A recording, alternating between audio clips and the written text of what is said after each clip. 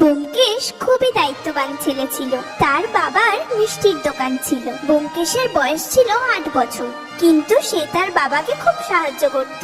প্রায় সে দোকানে বসে মিষ্টি বিক্রি করত আর বাবার থেকেও দুগুণ পয়সা রোজগার করত। ব্যোমকেশ সবসময় লাভ নিয়ে ভাবতে থাকতো। সে প্রায়ই মিষ্টি বিক্রি করে পয়সা তো নিতই, সাথে কিছু না কিছু জিনিসও নিত। যেমন কারোর কাছ থেকে লজেন্স নিত, কারোর কাছ থেকে বিস্কুটও নিত। দোকানের জন্য না হলেও সে নিজের জন্য লাভ তো করেই নিত। একদিন তার বাবা মার শহরের বাইরে যাওয়ার কথা ছিল। তারা ব্যোমকেশকে ডাকলেন আর বললেন, ব্যোমকেশ, আমাকে আর তোমার মাকে কাল সকালে দুদিনের জন্য শহর যেতে হবে। দোকানের জন্য কিছু জিনিস কিনতে হবে, আর আমরা তোমার দিদার সাথেও দেখা করে আসবো। দিদার বাড়ি যাবে তোমরা? তাহলে আমিও তোমাদের সাথে যাই, আমিও দিদার সাথে দেখা করব। না বাবা, আমরা তোমাকে নিয়ে যেতে পারবো না। আমরা সারাদিন ঘুরবো আর কোথাও বিশ্রামের জায়গা নেই। আমরা কাল সকালে দিদার বাড়ি পৌঁছবো। তুমি খুব অসুস্থ হয়ে পড়বে বাবা। হ্যাঁ বাবা, তুমি বাড়িতেই থাকো। সন্ধেবেলা তোমার কাকু তোমাকে দেখতে আসবে। তার সাথে ভালোভাবে থাকবে, আর তোমাকে দোকানও তো সামলাতে হবে না? তুমি তো আমার থেকেও দোকান ভালো সামলাও। এখন দুদিনের জন্য তুমি দোকানের মালিক।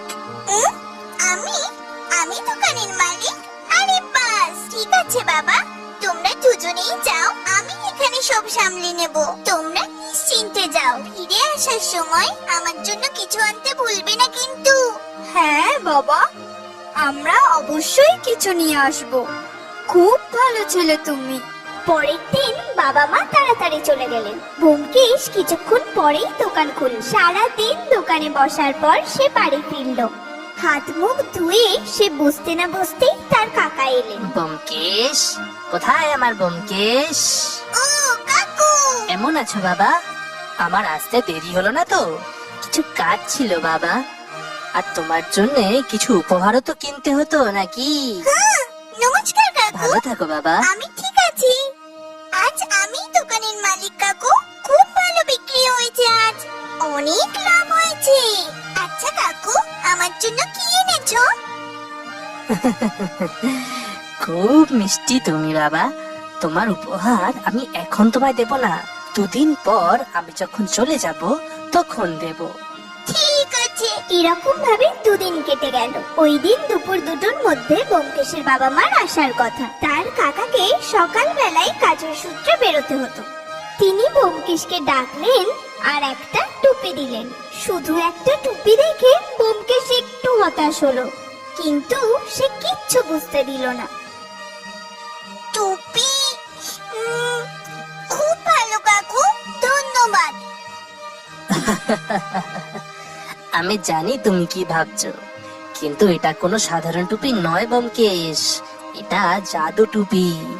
দাঁড়াও, আমি তোমাকে এর জাদু দেখাচ্ছি।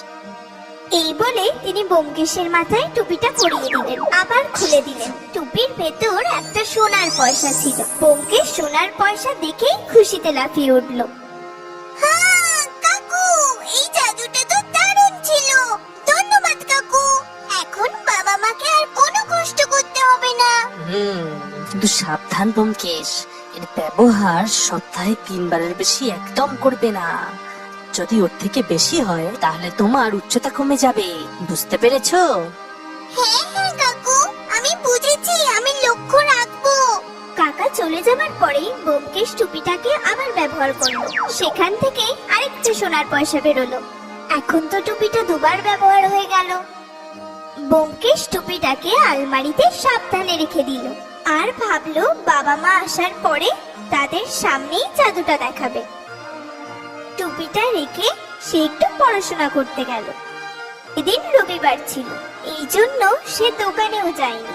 ব্যোমকেশ পড়তে তো বসলো, কিন্তু তার পড়াতে মন ছিল না। তার পুরো মনটা ওই জাদু টুপিতেই ছিল। সেই টুপিটাকে আবার ব্যবহার করবে ভাবলো, কিন্তু আবার তার কাকার কথা মনে পড়লো। উফ, আমার তো কোনো কাজেই মন আসছে না। যদি আমি একটু বেটেও হয়ে যাই তাতে কি হবে? আবার লম্বা হয়ে যাব। এখন আমার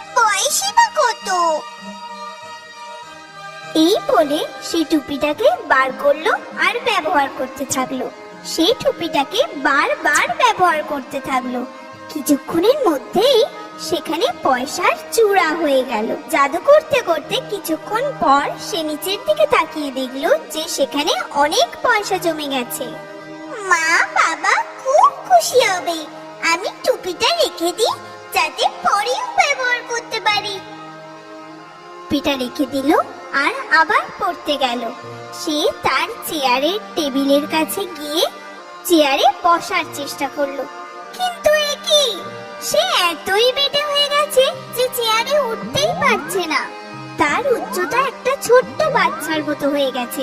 তার জন্ম যেন সবে হয়েছে। ব্যোমকেশ এবার ভয় পেয়ে গেল, কিন্তু সে তো কিছু করতেও পারতো না। এবার সে ভাবতে থাকলো তার উচ্চতা আদৌ বাড়বে কিনা। কিন্তু বড়রা তো বলে, ভাবিয়া করিও কাজ, করিয়া ভাবিও না।